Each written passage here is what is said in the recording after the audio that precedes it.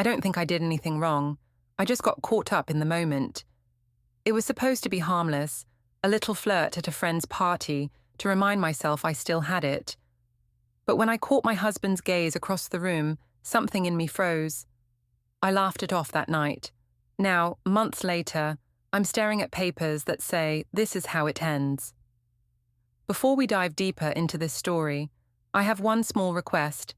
Please subscribe, drop a like, comment, and hit that hype button to boost this channel so more people can discover these incredible stories. I'm Evelyn Marris, and I don't think I did anything wrong. I just needed to feel seen again. That's what I keep telling myself when I replay that night at the party, the one that changed everything. I wasn't planning to flirt. It just happened. The music was loud, everyone was laughing, and this man I barely knew said I had a smile that could light the room. I laughed because it felt nice, harmless even. I didn't notice my husband watching from across the room until it was too late. His expression wasn't angry, just quiet. That kind of quiet that makes your stomach twist because you know something shifted. I brushed it off, told myself he'd get over it, that he was being dramatic like always. I even joked about it later with my friends, said men these days couldn't handle a confident woman. But the truth is, something about his silence scared me. I thought love was about passion and noise, not stillness and plans. I didn't realize until much later that silence can be the sound of someone collecting proof. Now, that same calm look is what I see on the day the papers arrive. The night of the party started like every other one we'd gone to together. It was one of those after-work things, not quite formal, but full of people who wanted to look important. Daniel had just finished a long project, and his co-worker was celebrating a promotion. I hadn't really wanted to go. I was tired, and honestly, I didn't feel like playing the supportive wife that evening. But Daniel said it would be good for both of us, that I'd been home too much lately, that I needed to get out and be social. I almost laughed at that. He was the one who never talked. Still, I went because saying no felt like admitting something was wrong. The place was nice, soft music, dim lights, those little golden bulbs that make everyone look a bit better than they do in daylight. I wore a new dress I'd bought on sale, red with a low back. Daniel said it looked fine. Just that, fine. I tried not to let it bother me, but it did. I wanted him to say beautiful, stunning, something that would make me feel like the effort mattered. Instead, he adjusted his tie and went to get drinks. While he was gone, I stood near the balcony, scrolling on my phone. That's when a man I didn't know made a small comment about my earrings. He said they suited me, that I had an elegant neck. His name was Troy, apparently a client of Daniel's company. He had one of those easy smiles that makes you forget what you were about to say. I told him I'd picked the earrings myself, a little proud of the detail. He said it showed taste. It felt harmless, like the kind of conversation adults have at parties to fill silence. But something in me liked that attention too much. When Daniel came back, I introduced them. Troy shook his hand, all polite and friendly. Daniel nodded, the way he always did, and then the two of them started talking about a project. I watched the way Troy leaned in, confident, relaxed. Daniel was more formal, quiet, careful with his words. I remember thinking he looked small beside Troy, which was strange because Daniel was taller. It wasn't about height, it was presence. Troy had a way of making everyone else fade out. Later, when the music got louder and people began to dance, Troy asked me if I wanted to join. I hesitated, looked at Daniel. He said he didn't dance, never did. He told me to go ahead if I wanted. His tone was calm, almost too calm. I took that as permission. So I went. It was just one song, the kind you can move to without thinking too much. I laughed. He spun me once, and for a few seconds, I felt young again, like the woman I'd been before marriage and bills and routines. When the song ended, I thanked him and went back to the table. Daniel was there, holding 2 glasses of wine, one untouched. His face was unreadable. On the drive home, he didn't say a word. I filled the silence with chatter, saying the party had been nice, that Troy was friendly. He just kept his eyes on the road. When we got home, he went straight to the guest room and said he needed to check something on his computer. I told him he was being dramatic. He said nothing. That silence made me feel small, so I did what I always did. I tried to sound confident. I said he couldn't expect me to sit in a corner all night. Still no reply. Eventually, I gave up and went to bed alone. The next morning, he was gone before I woke. His coffee mug sat clean beside the sink, mine half full and cold. I hated that about him, how neat he always was, how quiet. It made me feel like the messy one, the emotional one. I told myself he was just sulking. Around noon, he texted asking if I'd eaten. That was it. No mention of the night before. I replied that I was fine. He sent a thumbs-up emoji. I stared at it for a long time, feeling oddly insulted. That evening, when he came home, I tried to make things normal. I cooked pasta, opened a bottle of wine, made small talk about my day. He responded politely, like someone talking to a coworker. I asked if he was still upset. He said he wasn't upset at all. That bothered me even more. I said I could feel the tension. He said, "Not everything you feel is about you." I laughed like it was a joke, but he didn't laugh back. Later that night, I noticed his work laptop on the dining table, open to a spreadsheet. There were tabs with names I didn't recognize. One was called Household, another Expenses. I asked what he was doing. He said he was just organizing things. I teased him about turning into an accountant. He said it was good to keep things clear. Before bed, I checked my phone and saw that someone had posted a short video from the party. It was me, laughing on the dance floor. The camera caught Troy spinning me, my head thrown back, lights flashing. I didn't look bad. I even looked happy. I shared it to my story with the caption, "Finally letting loose." Within minutes, a few co-workers reacted with heart emojis. It made me feel better. Daniel didn't react, but I noticed he'd viewed it. The next few days were quiet. Too quiet. He started spending longer hours in the study. Sometimes I'd hear the faint sound of paper feeding through the printer, even late at night. Once, I walked in to ask something and saw him close a folder quickly. I joked about him running a secret agency. He just said, "You'd be surprised what people can do when they stay quiet long enough." At work, Troy messaged me once about a project, and the conversation drifted into light flirting. He said I'd made an impression at the party. I replied with a laughing emoji and said he was exaggerating. It didn't mean anything, but it felt good. When I got home that evening, Daniel was already there. He asked if I'd had a good day. His tone was even. I said yes. He nodded and went back to typing. That weekend, my friend Clara came over for coffee. I told her Daniel had been acting cold since the party. She rolled her eyes and said, "Men can't handle women being confident." She said I should stop apologizing for being fun. I liked hearing that. It made me feel like I was right. When Daniel came into the room, she joked that he looked like he was calculating the distance between us. He smiled politely and went to refill his mug.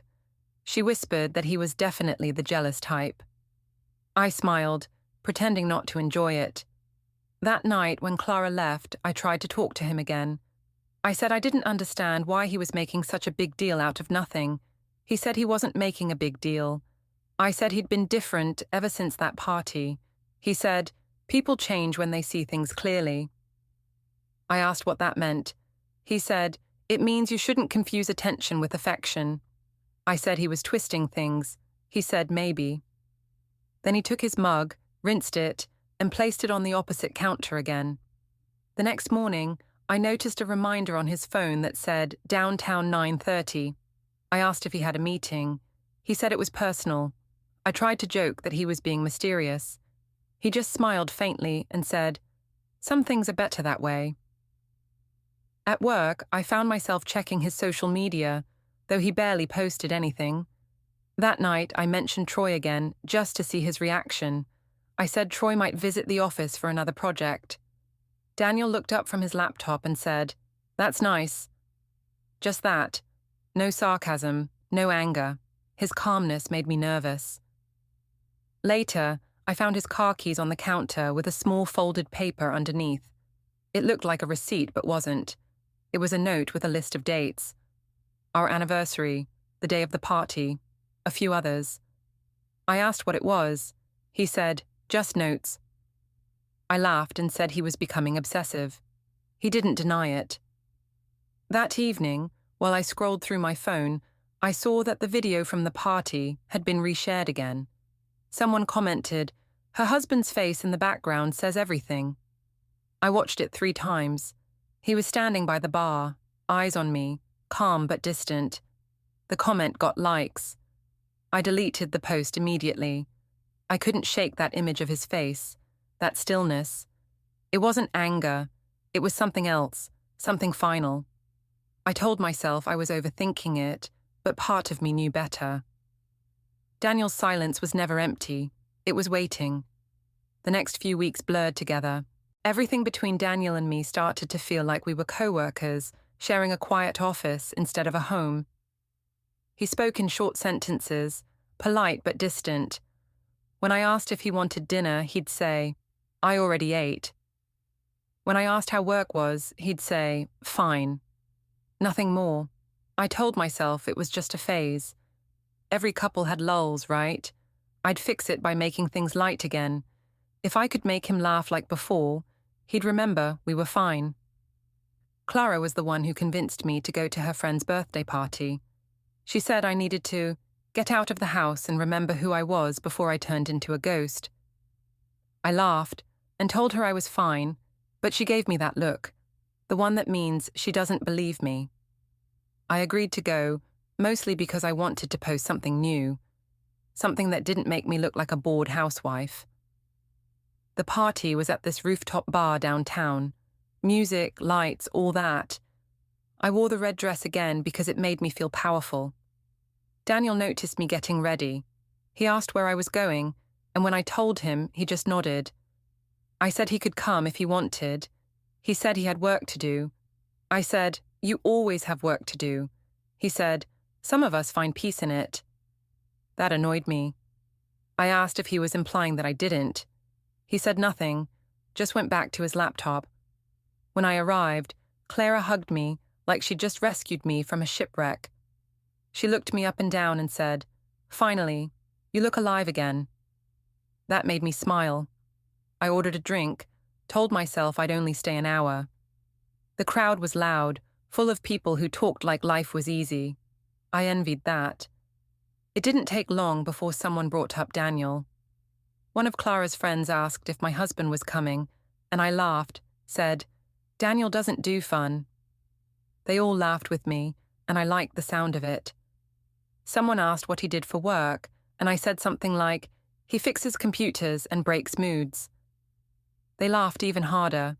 It was supposed to be a joke, but a small part of me liked how it sounded. Clever, sharp, true.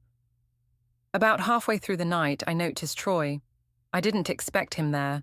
He was talking to another group near the bar. When he saw me, he smiled. That same easy grin from before. He came over, said it was a surprise to see me. I said I could say the same. He said he had mutual friends with Clara. The world felt too small in that moment, but I didn't mind. We talked for a bit. Nothing serious. He said he'd seen my story from the last event, that people at the office had been talking about it. I laughed and said, people had too much time. He said I looked happy in the video. I told him it was just lighting. He said, maybe, but sometimes lighting tells the truth. I didn't really know what that meant, but it sounded poetic enough to let slide. Later, Clara gathered everyone for a toast. I don't even remember what we were celebrating exactly. Her friend's promotion, maybe? But I remember how loud the room got. Everyone laughing and clinking glasses. Someone shouted that I should make the next toast since I was the confident one. I tried to refuse, but they started chanting my name. It was silly, all in fun, but I gave in. I raised my glass and said something like, "Here's to surviving husbands who don't know what they have." The laughter that followed was louder than I expected. I saw Troy smile. I saw phones out, flashes. But what froze me wasn't the laughter. It was the message that popped up on my screen a few seconds later. "Daniel viewed your story." He wasn't there, but it felt like he was. My hand trembled a little as I took another sip. I told myself it was nothing. Everyone jokes about their spouses. It wasn't cruel, it was relatable. When I got home later, Daniel was awake, sitting on the couch, TV off. He asked how the party was. His tone was calm, neutral, like a customer service rep asking for feedback. I said it was fun. He nodded and asked who was there. I listed names, left Troy out. He didn't press. He just said, "You like being the center of attention." I said, "Everyone does sometimes." He said, "Not everyone needs an audience to feel real." I rolled my eyes and told him he was being dramatic. He said, "You call everything drama when it doesn't flatter you." The next day, I went through my phone and deleted a few posts just to be safe. I told myself it wasn't guilt, just avoiding misunderstanding. At lunch, Clara texted me a picture from the night before, me laughing, Troy beside me. The caption said, "Mood, unbothered." I laughed at first, then stared at it longer than I should have. When Daniel got home that evening, he carried a stack of folders. He placed them neatly on the kitchen counter, one labeled Utilities, another Accounts. I asked if he was reorganizing again. He said, "Just sorting." I said, "Sorting what?" He said, "Life." His tone was too calm again. I told him he was starting to sound like a self-help book. He said, "Maybe it's time we both read one." At dinner, I tried to make small talk. I told him about an office joke, but he barely smiled. I asked if he was going to stay upset forever. He said, "I'm not upset, I'm observing." I said, "Observing what?" He said, "Patterns." I laughed. He didn't. That night, I couldn't sleep. I kept hearing faint sounds from the guest room, the printer maybe, or the soft hum of his computer. When I got up to check, the door was locked. A few days later, Clara invited me to brunch. She said people online were still talking about the party, that some of her friends said I was hilarious. I smiled, pretending it didn't matter, but I liked hearing that. She asked if Daniel was still mad. I said he wasn't mad, just distant. She said maybe I should push back, show him I wasn't afraid to live my life. I said that's exactly what I was doing. When I came home, Daniel was in the driveway, cleaning out his car. He looked up and said, "We need to talk." My stomach sank. I asked what about. He said, "About respect." I said I hadn't disrespected him. He said, "Maybe not by your rules." I said, "You can't keep punishing me for being social." He said, "I'm not punishing you, I'm preparing." I didn't even ask what that meant. I just went inside. That night, he slept in the guest room again. The next morning, I noticed something new. 2 separate mugs, 2 sets of keys, 2 calendars. His had neat black ink, mine had little hearts and reminders. His had an entry that read, "Follow-up, 3 p.m. I wanted to ask about it, but my pride stopped me. Later that week, we were invited to a small dinner with his co-workers. I told myself it was the perfect chance to fix things, to remind him and everyone else that we were fine. I even practiced smiling in the mirror before we left. The restaurant was warm, candles flickering, that low hum of voices you get when people are pretending to relax. I told a few stories, made everyone laugh. Daniel was polite, quiet, occasionally meeting my eyes but not holding them. At one point, someone asked how long we'd been married. I said, 8 years, but it feels longer. Everyone laughed. Daniel smiled thinly. When dessert came, one of his co-workers joked that he must have his hands full being married to someone like me. I laughed and said, "He's used to it by now." Daniel didn't react, not even a twitch. Later, in the car, I told him he could at least defend himself when people teased him. He said, "You already speak for both of us." I was still angry when we got home. I told him he made me look bad by acting cold in public. He said, "You make yourself look however you want." I said he was twisting things again. He said, "You keep saying that. Maybe the world's just showing you the mirror." I told him to stop talking like he was narrating a crime show. He said nothing, just walked away. When I checked my phone before bed, I saw new comments under Clara's post from the party. Someone had written, "Her poor husband." Another said, "Imagine seeing this and still staying." I deleted my tag. Then I lay awake, staring at the ceiling, trying not to think about how Daniel had started locking the drawers in his desk, how the printer kept whirring late at night, how the silence between us felt heavier than shouting ever had. I told myself he'd come around. He always did. He was just slow to move, slow to forgive. But deep down, something cold crept in, something that told me this time was different. He wasn't sulking. He was waiting. The week after the dinner with his co-workers, the house felt heavier than usual. Daniel's silence had grown almost deliberate, almost careful, and I didn't know how to navigate it anymore. I told myself I was overreacting, that he would warm up eventually.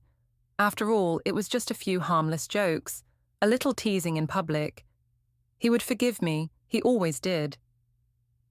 I spent the day at work trying to distract myself, but every notification felt loaded. My phone buzzed, and I jumped before checking. It was Clara, asking if I wanted to grab coffee. I agreed, desperate for someone to validate me. At the cafe, she asked about Daniel. I told her he'd been distant. She rolled her eyes and said, "Women like us don't need men to notice every move. He's too insecure to handle you shining." I laughed at first, then felt a sting.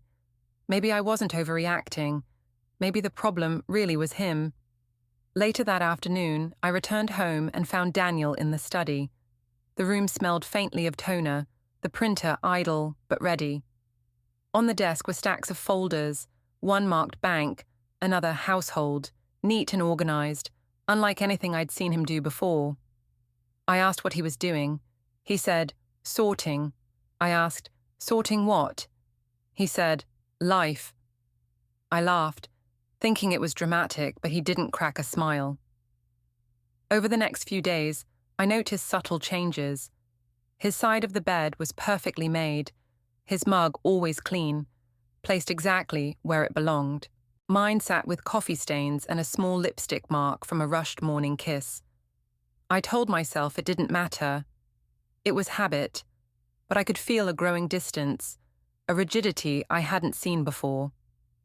At work, I ran into Troy again. He smiled at me, commented on my energy, and I felt that old thrill. I told him it had been nice seeing him at the party, that I appreciated the attention. He said it was no problem, just casual. But casual felt intoxicating. I couldn't stop replaying the dance, the way he leaned in, the warmth of his hand brushing mine. It was harmless, I reminded myself. Daniel would never know. That night, I tried to act normal at home. I made dinner, tried to ask about his day. He responded in monosyllables. I laughed nervously, asking if he was still holding on to the party. He said he wasn't, that he was noticing patterns. I rolled my eyes, told him he was imagining things. He didn't argue, just moved a stack of papers from one side of the desk to another. I decided to confide in Clara, telling her about the tension. She said, "He's punishing you, isn't he?" I laughed and said it was ridiculous. He wouldn't punish me. But then I caught myself explaining all the details. The locked guest room, the printer, the spreadsheets. She said, "Evelyn, he's keeping records." I laughed nervously. Records of what? I tried to dismiss it, but the thought stuck. A few nights later, I noticed him taking his laptop into the guest room after dinner. I followed, pretending to be casual. He looked up, eyes calm, and said, "Some things are better done quietly." I asked what he meant. He didn't answer. I told him he was acting like a detective. He said, Some things are easier to understand with notes. I laughed, though it was hollow. I began to see signs everywhere. A USB taped under the taxes folder, a calendar reminder with a specific time downtown, a faint smell of toner at night. I started to feel watched, though I knew I wasn't. Daniel never said anything. He just moved methodically, quietly, like a storm gathering before it rained. One afternoon, I tried to bridge the gap. I suggested we have a family outing, take Maya to the park. He agreed, quiet and polite.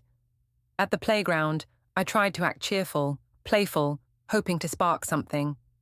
Maya laughed, swinging high into the air. I glanced at Daniel, expecting some warmth. He smiled faintly at Maya, but not at me. I felt a pang of frustration, convinced he was holding a grudge. That evening, I decided to push the boundaries. I posted a playful selfie with a friend from work. It was innocent, really, but I made sure the lighting and angle made me look good. Moments later, I saw that Daniel had already seen it. His response? Nothing. That silence was heavier than any argument. I told myself he was overreacting. At home, the guest room door clicked shut again. I tried to peek at the laptop screen, but he moved it too quickly. I joked about paranoia, and he said, "Paranoia is just awareness in disguise." I laughed, but it wasn't funny. I felt the tension like a weight pressing down on my chest. A few days later, I ran into Troy for a work-related meeting. He complimented my outfit and my presentation. I felt that old thrill again. I told myself it was harmless, that Daniel didn't need to know. But as I left the office, I realized I had taken a picture to send to Clara. I deleted it before sending.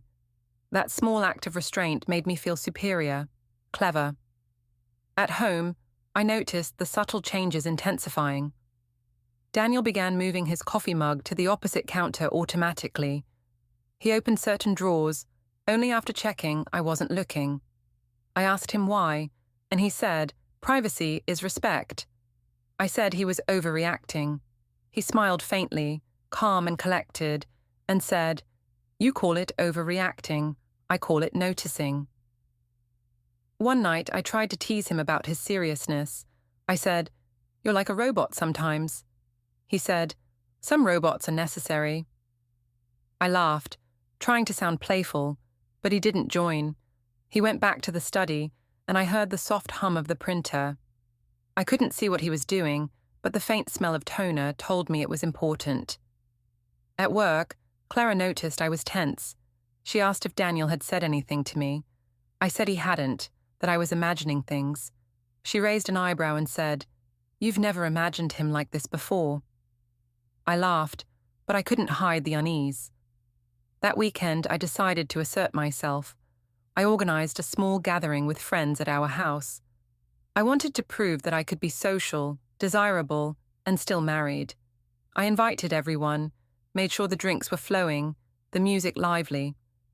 Daniel showed up late, polite but quiet. I tried to make small talk, to include him, but he remained on the sidelines. When one of my friends teased him lightly about being a boring husband, I laughed along. Daniel said nothing. I told myself he would speak up later, that he would prove I was overthinking. But he didn't. I noticed his folders in the corner of the room, labeled neatly. A faint hum came from the guest room. I asked what that was, but he just said, "Sorting." I laughed nervously. Later that night, after everyone left, I tried to confront him. I said, "You're acting like everything I do is a problem." He replied, "I'm not acting, I'm observing." I asked what he meant. He said, "Patterns." I laughed, frustrated.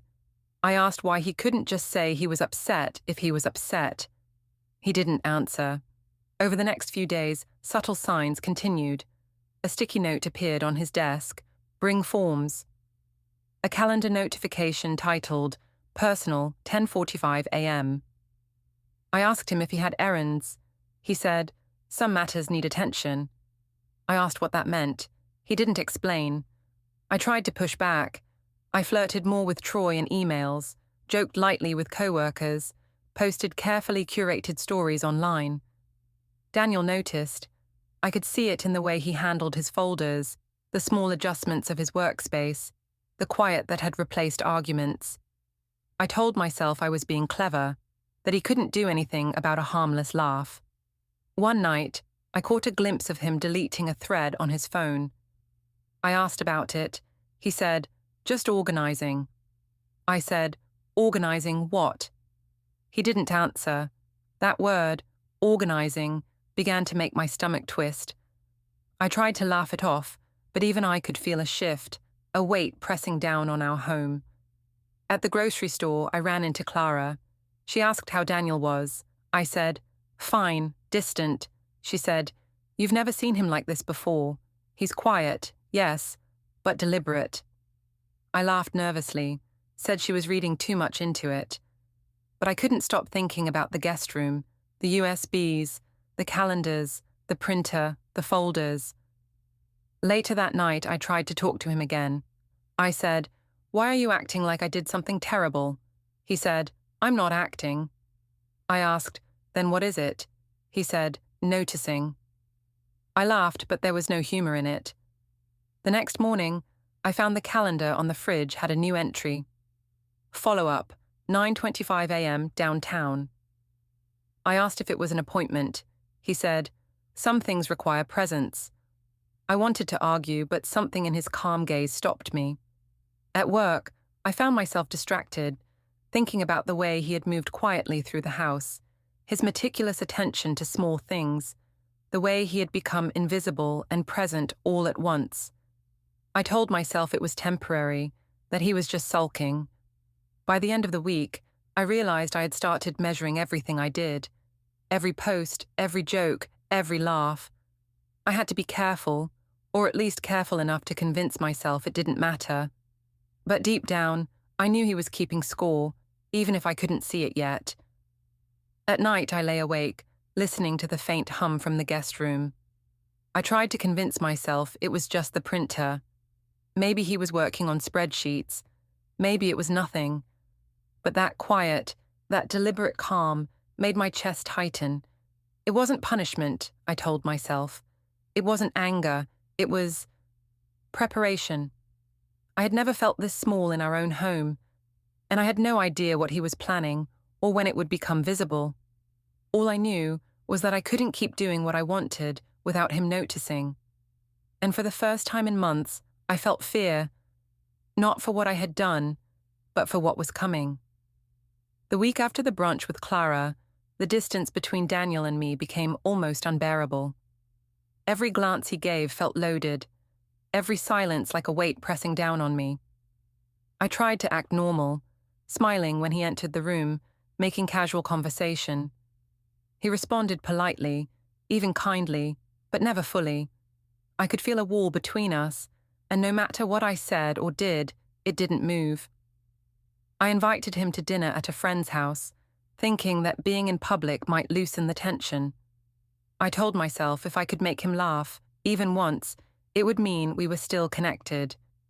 When we arrived, everyone greeted us warmly. I tried to act like nothing had changed, laughing at jokes, leaning into conversations.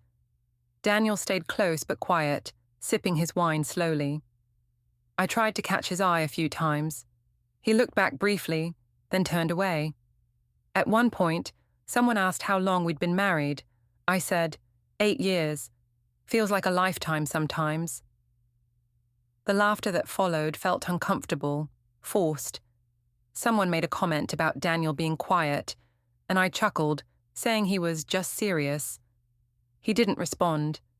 I realized then that no one was laughing with him, only at him. My heart sank, but I didn't let it show. Later, I felt a surge of frustration. I whispered to my friend next to me, "He's so uptight. He can't even relax in his own life." A few people laughed. I tried to justify it in my mind. It was playful, harmless, a way to get people to see his human side. But the humor felt hollow. Daniel didn't say a word. He simply sipped his wine, calm and unreadable. When we got home, I tried to break the tension. I said something about how funny it had been to see everyone's reactions at dinner. He asked me if I thought making jokes at his expense was fair. I laughed nervously, told him it was all in good fun. He didn't reply.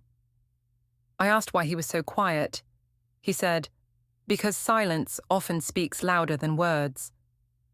That night, I noticed the small changes intensifying. His side of the bed was perfectly made, his mug clean and placed neatly on the counter. I had left mine half full. A sticky note on the fridge read, "Bring forms." A calendar entry titled, "Downtown, 11:20 a.m., appeared on his phone.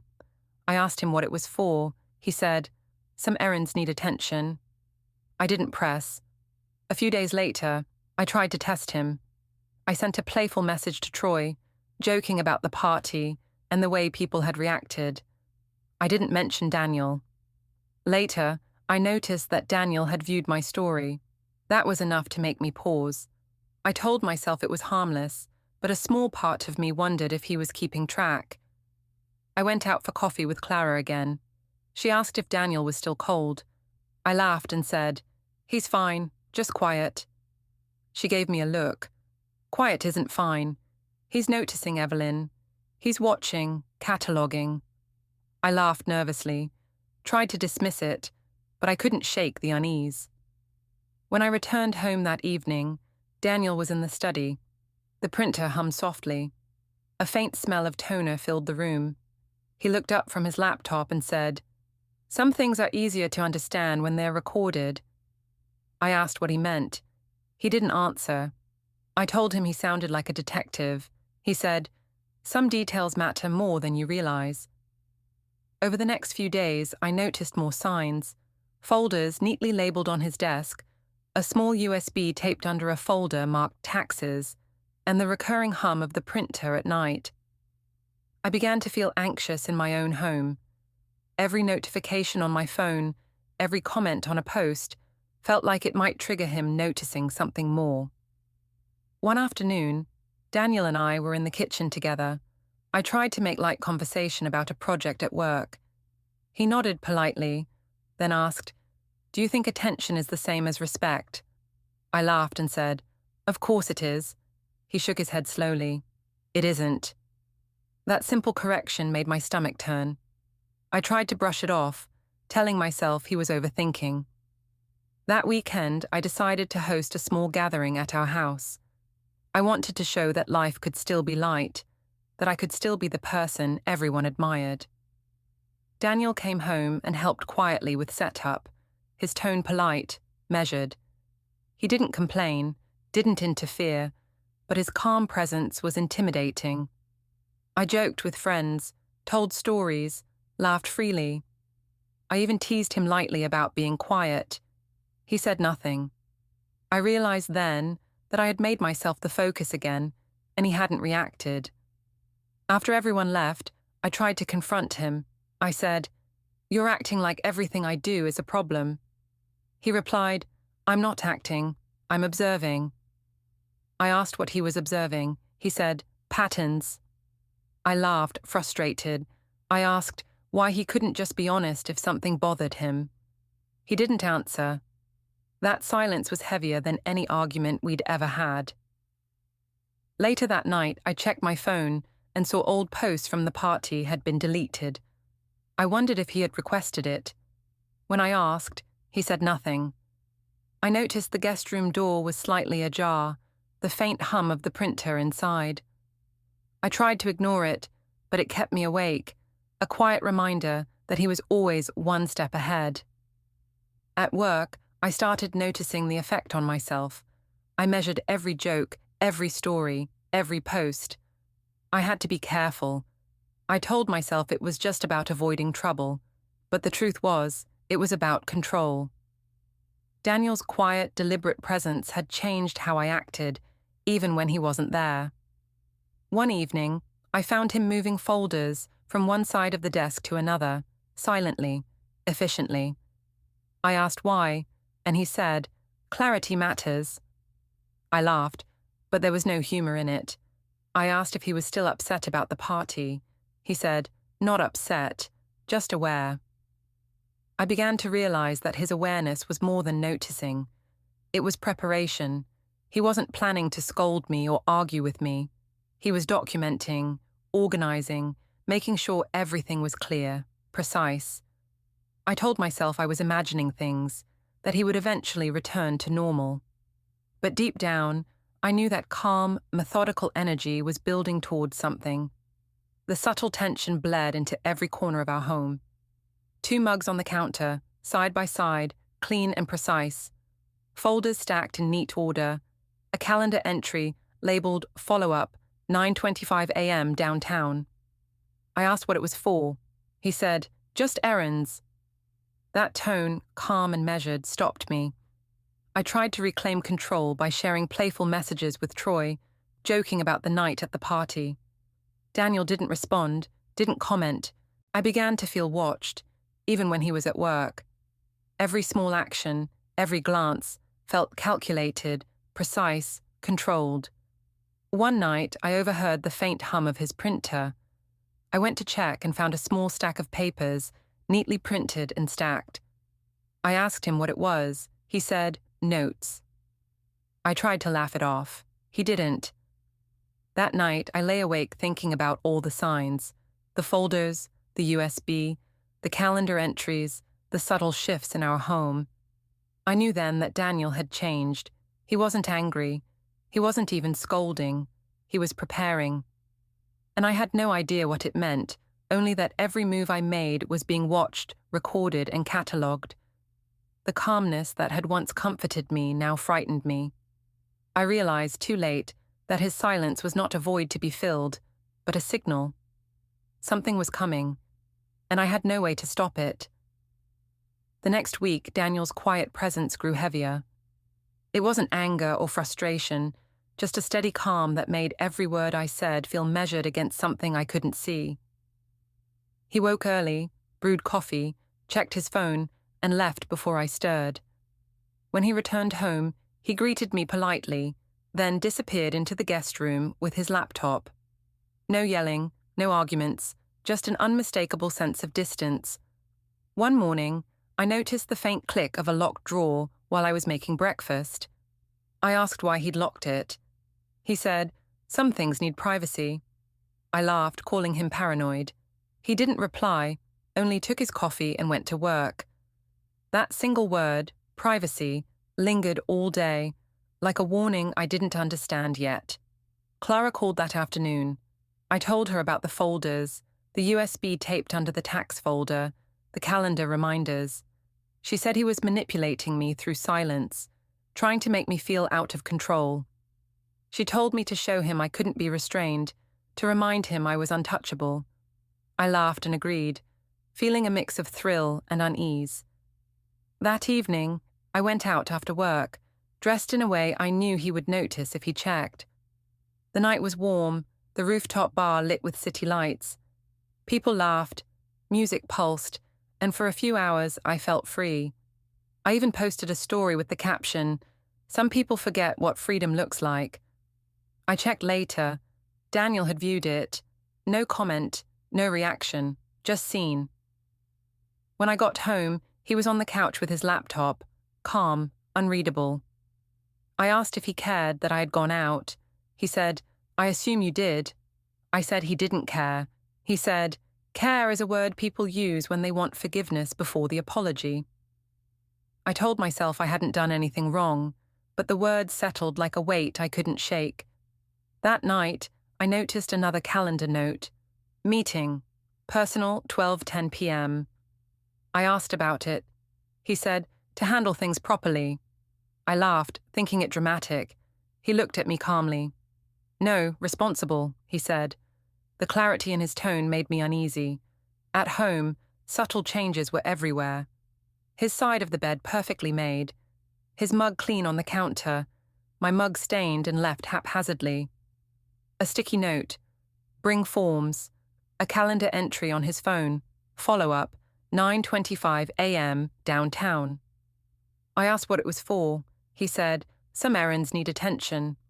I tried to push back, flirting with Troy in emails, posting stories online. Daniel didn't comment. He watched quietly. Every move I made seemed under observation, every joke measured. Even when I thought I was clever, I could feel the weight of his awareness. One night I caught him deleting a thread on his phone. I asked about it. He said, "Just organizing." I laughed, but he didn't. The calmness in his voice made my stomach tighten. Later, I lay awake, listening to the faint hum of the printer in the guest room.